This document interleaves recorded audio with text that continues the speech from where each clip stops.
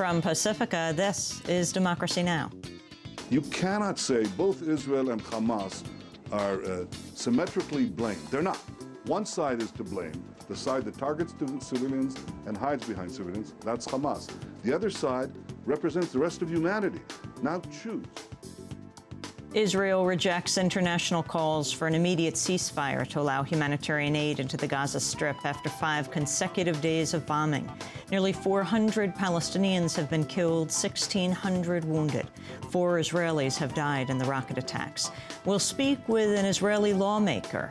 His name is Defying of the Hadash Party. We'll also talk to former U.S. Congress member and Green Party presidential candidate Cynthia McKinney. She was on a Free Gaza boat bringing medical supplies to Gaza that was rammed by the Israeli Navy. We'll also go to Tennessee, the site of the nation's largest coal ash spill, which unleashed more than 1 billion gallons of lead and arsenic-laden coal ash sludge. On Tuesday, local landowners filed a $165 million lawsuit. All that and more coming up. Welcome to Democracy Now!, democracynow.org, The War and Peace Report. I'm Amy Goodman. Israel's rejected a French proposal for an emergency 48-hour ceasefire to allow humanitarian aid into the Gaza Strip. There were brief hopes for a lull in the bombing after Israeli officials said they were seriously considering the move, but earlier today, Israeli warplanes continued to pound areas across Gaza. A Palestinian medic was killed and 2 others wounded when an Israeli missile struck next to their ambulance in Gaza City. Several underground tunnels along the Gaza border with Egypt were also attacked. Israel maintains the tunnels are used to smuggle in weapons, but they're also used to bring in basic supplies denied by the Israeli blockade. Overall, at least 30 Palestinians were killed in Israeli attacks on Tuesday, including 2 sisters, aged 5 and 12.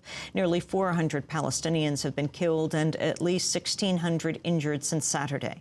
In Rafah, thousands of residents took shelter at a local UN school after their neighborhoods were attacked by Israeli missiles. Missiles were fired at the municipality and around the municipality near the houses and made all the houses collapse. Most of the area is destroyed. There is complete destruction. Palestinian rocket fire has meanwhile intensified on nearby Israeli towns. 4 Israeli citizens, including 2 Arab Israelis, have been killed by rockets from the Gaza Strip since the Israeli assault began. The Bush administration continues to support Israel's attack. On Tuesday, White House spokesperson Gordon Jandreau downplayed reports of growing Palestinian casualties. We want Israel to avoid civilian casualties. But let's be careful about some of the numbers we're seeing coming out of Gaza. But also, you know, what about the 3 people I believe I saw reported today that were killed in Israel by rockets? I'm not going to compare numbers between the 2 locations. Meanwhile, the Israeli Supreme Court will hear a petition today challenging Israel's ban on journalists from entering Gaza. The Foreign Press Association filed the challenge on behalf of 400 reporters. In an open letter, the Foreign Press Association said the closure marks, quote, an unprecedented restriction of press freedom. The world's media is unable to accurately report on events inside Gaza at this critical time, it said. Protests against the attack on Gaza continue around the world. On Tuesday, hundreds gathered outside the Church of Nativity in Bethlehem. We are standing in front of the Church of Nativity where the Prince of Peace was born, where the Prince of Justice was born, and sending a message to the world: enough killing, enough bloodshed, enough violence, enough killing of innocent civilians in the Gaza Strip, and this occupation has to end and this war has to end. Thousands of people took to the streets across the United States Tuesday in a national day of protest against the Israeli attack. Here in New York, a large crowd gathered outside the Israeli consulate. In Washington, D.C., thousands marched outside the U.S. State Department. Protests were also held in dozens of cities and towns across the country, including Los Angeles, Dearborn, Michigan, Tampa, Fort Lauderdale, Lexington, and Cincinnati.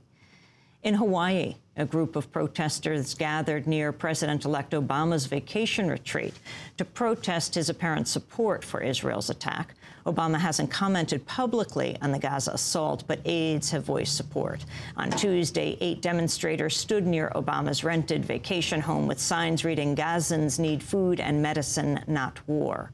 Obama drove past the protesters on his way to a workout, but didn't acknowledge their presence. Illinois Governor Rod Blagojevich has announced plans to appoint former Illinois Attorney General Roland Burris to serve out the remainder of Obama's Senate term. Blagojevich was indicted earlier this month on corruption charges, including trying to sell Obama's seat to the highest bidder. Lawmakers in Illinois and in Congress have vowed to reject any of Blagojevich's appointments. On Tuesday, the governor urged them to accept his choice.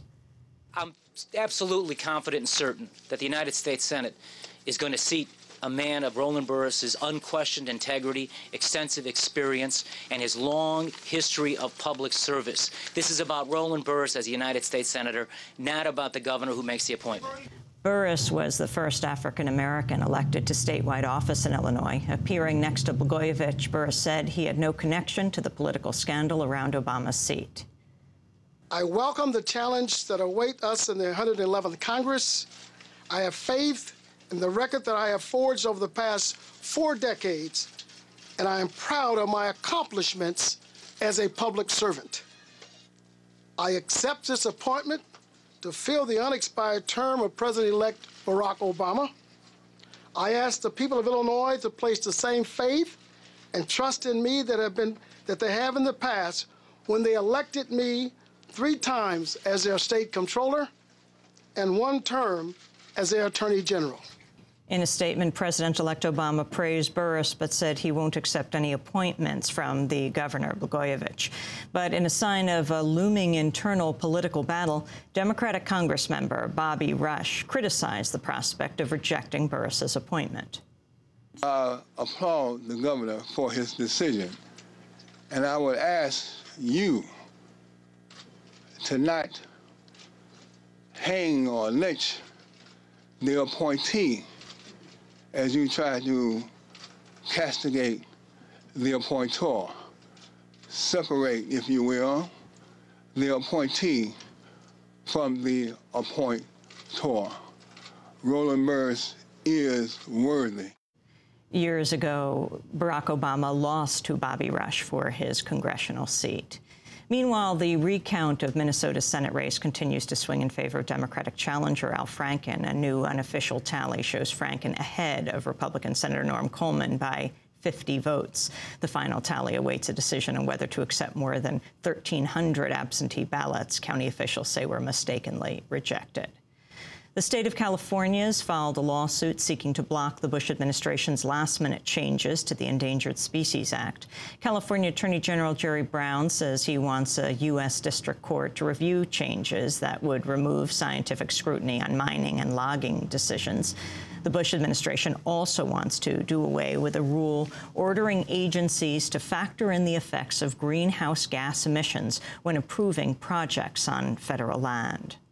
A Washington telecommunications lobbyist has filed a $27 million defamation suit accusing the New York Times of falsely suggesting she had a romantic relationship with Republican Senator John McCain.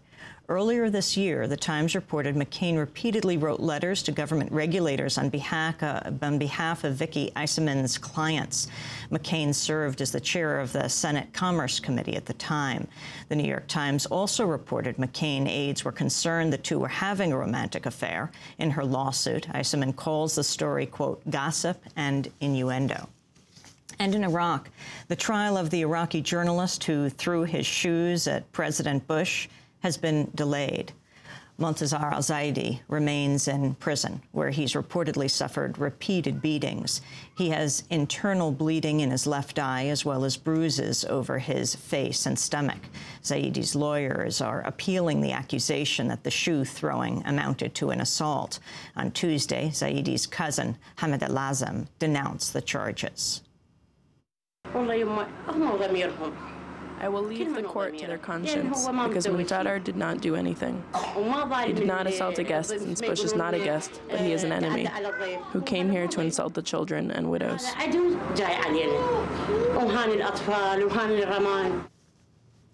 And those are some of the headlines. This is Democracy Now!, democracynow.org, the War and Peace Report.